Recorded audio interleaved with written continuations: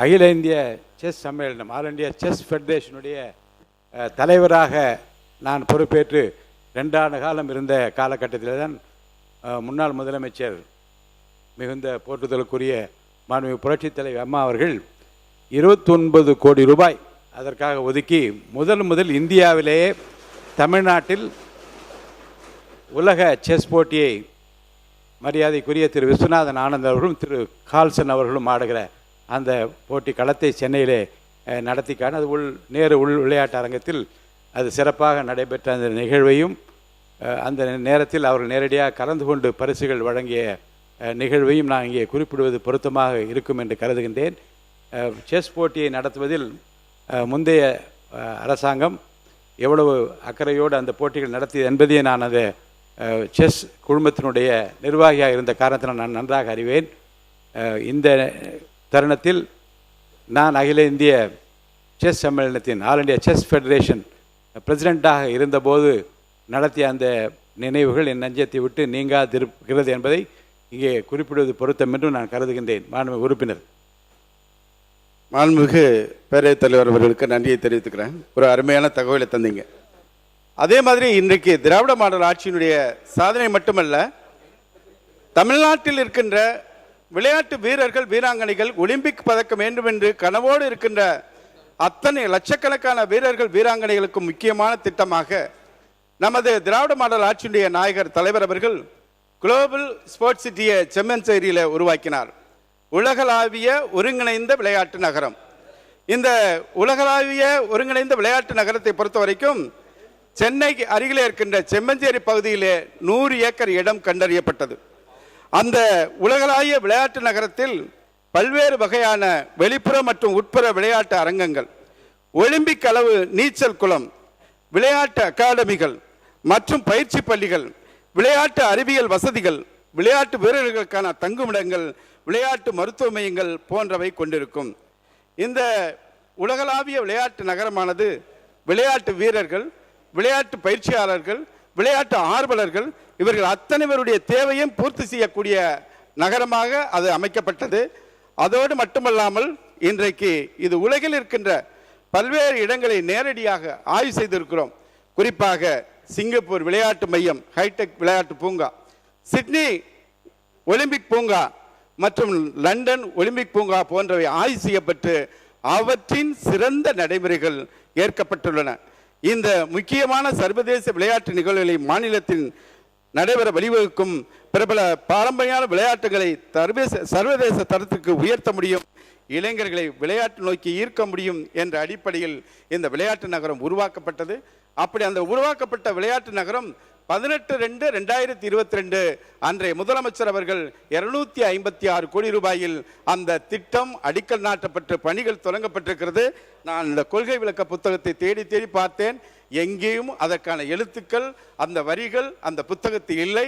ஏனென்றால் 2020 டோக்கியோ அந்த ஒலிம்பிக் போட்டியில் நீரஜ் சோப்ரா என்ற இளைஞன் ஈட்டி எறிந்து 85.67 நீளம் ஈட்டி எறிந்து தங்கப்பதக்கம் பெற்ற பொழுது இந்தியாவில் இருக்கின்ற 140 கோடி மக்களும் நாமே பதக்கம் பெற்ற மாதிரி உணர்ந்தோம்.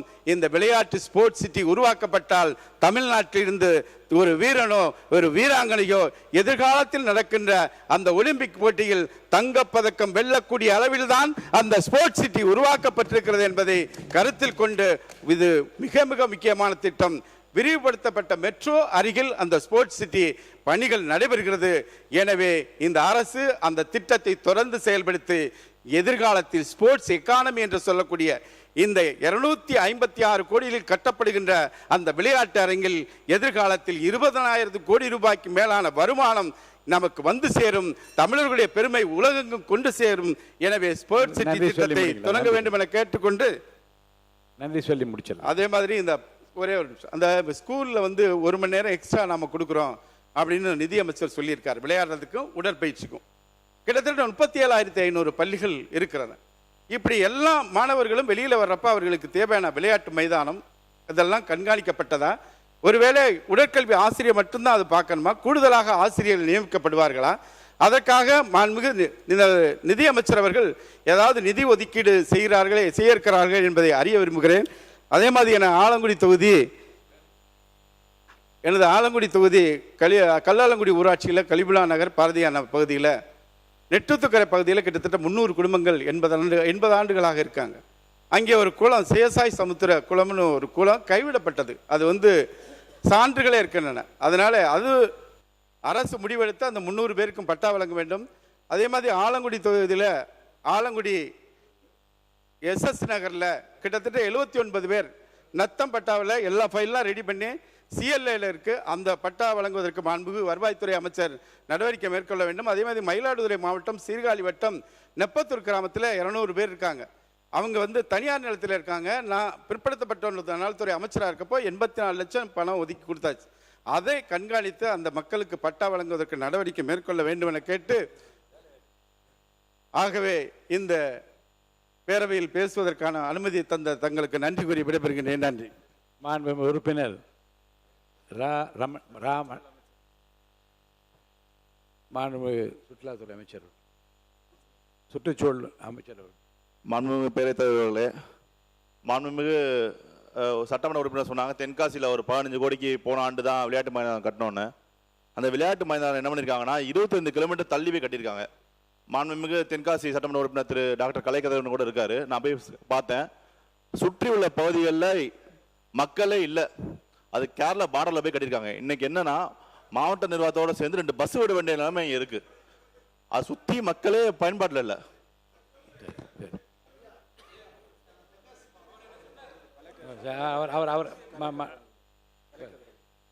உறுப்பினர் கலை கதிரவன்.